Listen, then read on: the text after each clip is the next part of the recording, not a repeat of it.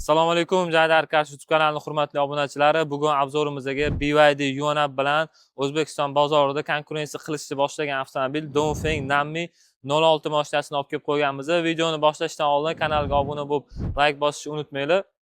Xo'p, bugungi obzorimizni mashinani avvalambor narxidan boshlaymiz. 18600 ga mashinani nalichida xuddi shu rangidan olib kelsanglar bo'ladi. Faqat bu birinchi pozitsiyasi hisoblanadi. Bundan full pozitsiyasi ham bor. Full pozitsiyasini usti qismi yashil rangligidan nalichida tayyor. Bemalol bir kun ichida xarid qilib ketsanglar bo'ladi. Garantiyalari ham bor. 1 yil garantiya berishyapti. Garantiya servis, hamma narsalari, zapchaslari o'zligida ham bor ekan.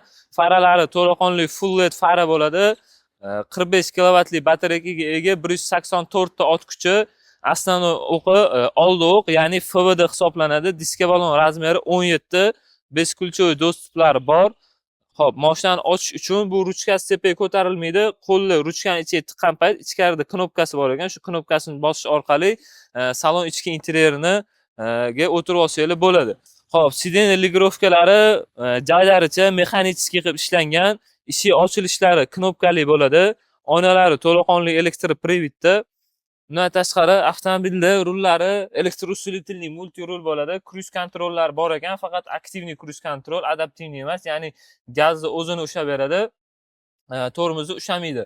CLC bo'yicha, ya'ni yurish zapas kodini 401 deb berilyapti, lekin real sharoitda, ya'ni O'zbekiston sharoitida qaraydigan bo'lsak, menimcha plus minus 300-320 yurib beradi. Hozirgi vaziyatda qishda deb bo'ladigan bo'lsa 250-270 atrofida yurib beradi deyishyapti. Xo'p, bu yerda multimedia pribori bor. Bu yerdan bemalol o'sha muzikalarni, hamma narsalarni qo'yib boshqarib ketsa bo'ladi. Yaxshi tomoni rus tilida, hammasi nastroykalari, hamma narsalar rus tilida bo'ladi. Rezin vazniyasi 3 xil rezin vazniyada harakatlanar ekan. Eco, Comfort, Sport. Undan tashqari rullikini ham bu yerdan o'sha rezin vazniyaga misol sportga o'tkazgan payt rullikini ham yoqib qo'ysa bo'ladi. Rullikini yoqadigan bo'lsa, rul sport rejimda harakatlanayotganda qattimroq bo'lib turadi, ya'ni manevr qilayotganda mashina chapga o'ngga o'ynab ketmasligi uchun. Xo'p, bu yerda o'zini pultlari, o'sha o'zini spinnerli Dongfeng pultlari bilan jihozlangan. Undan tashqari USB portlari bor. Bu yoq qismida menimcha bu telefonlarni qo'yish uchun karmashkasi, stakanlarni qo'yish uchun bu yerda joy tashab ketilgan. Xo'p, besprovodnoy zaryadkasi yo'q. Xo'p, barlari bor, kattakon bari bor. Undan tashqari bu yerda menimcha konditsioner yoqqanda, pechka yoqqanda ichkariga bari ichiga havo haydab beradiganlari ham bor ekan. Panorama lyuklar bo'lmaydi bu pozitsiyasida. Bundan keyingi pozitsiyasida o'sha usti yashillik komplektatsiyasida panorama lyuklari bor. Xo'p. Ikkinchi qatoriga keladigan bo'lsa, ikkinchi qator juda ham keng. Yaxshi tomoni buni pol qismi tekis, ya'ni splashnoy ketgan. O'zimizdan mashinalarga o'xshab o'rta tomoni bo'rtib chiqib qolmagan. Buni yaxshi tomoni, men ikkinchi qatorda o'rtada o'tirgan odamni oyog'i, ya'ni tizzasi tepaga ko'tarilib qolmaydi. Oddiy, misol uchun o'tirganda tekis turadi. Ya'ni oyog'ini ortib olmaydi, uzoq yo'lga ketganda bemalol o'tirib harakatlansa bo'ladi. Bo'yi 180 dan oshiq odam o'tirib harakatlanadigan bo'lsa, spinkaga tizzasi tegib qolmaydi, bemalol harakatlanib ketsa bo'ladi. Orqada 3 kishi bemalol ketsa bo'ladi, ya'ni gavdasi banday insonlar, ya'ni shu ozg'inroq hal insonlar 3 kishi harakatlanadi. Agar sal gavdalikroq insonlar bo'ladigan bo'lsa, 2 kishi bemalol harakatlansa bo'ladi. Hop, avtomobil Yuanab bilan solishtiradigan bo'lsak, razmer jihatdan Yuanabdan katta, ot kuchi jihatdan ham Yuanabning birinchi pozitsiyalardan ot kuchi ko'proq deyishyapti. Yuanab kerak bo'ladigan bo'lsa, BYD Yuanabligisi ham bor. Bagaji mexanический bu pozitsiyasi. Bundan tashqari bu yoq past qismi ham ochilib berar ekan. Bemalol uzoq yo'llarga chiqqaningizda bagajini bu yoq past tomonini ochib bemalol o'tirib harakatlanansanglar bo'ladi. Ya'ni ikki yonga qarab bagaj ochilar ekan.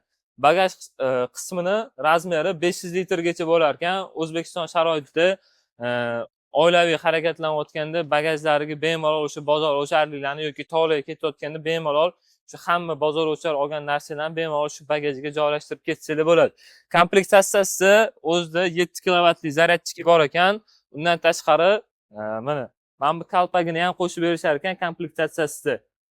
O'zida mana bu yoqdan Xitoydan kelayotganda o'zida mana zavodskoy mana bunaqa ko'rinishda kelar ekan. Mana bu kalpagini o'zida shu osinglar qo'shib berishar ekan. Nalichida tayyor.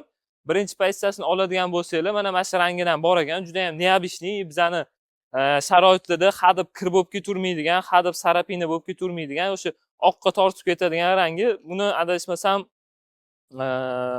pecheniy svet deb aytishyapti, lekin bu pecheniy svetga ham javoniga tortmayapti. Rangini to'liq biladiganlar bo'lsa, o'sha kommentariyada yozib yuborsanglar bo'ladi. Xo'p, bundan keyingi pozitsiyasi kerak bo'ladigan bo'lsa, undan keyingi pozitsiyasi ham bor. Navorotlar ko'proq bo'ladi. Unda adashmasam abduf abagreiflar bor. Mana bu diskalari boshqacharoq ko'rinishda bo'ladi. Zapas xodi ham ko'proq. Uni 471 zapas xodi, ot kuchi, batareyka kilovatlari ham ko'proq bo'ladi. O'shanisidan ham bor, faqat rangi usti qismi yashil rangidan bo'ladi. Kimga shu turdagi avtomobilda qiziq bo'ladigan bo'lsa, izohlarda yozib qoldirsanglar, maksimalni o'sha avtomobillarni ham topib, obzorini qilib, kanalimizga joylab qo'yamiz. Kanalga obuna bo'lib, videoga like bosishni esingizdan chiqarib qo'ymanglar.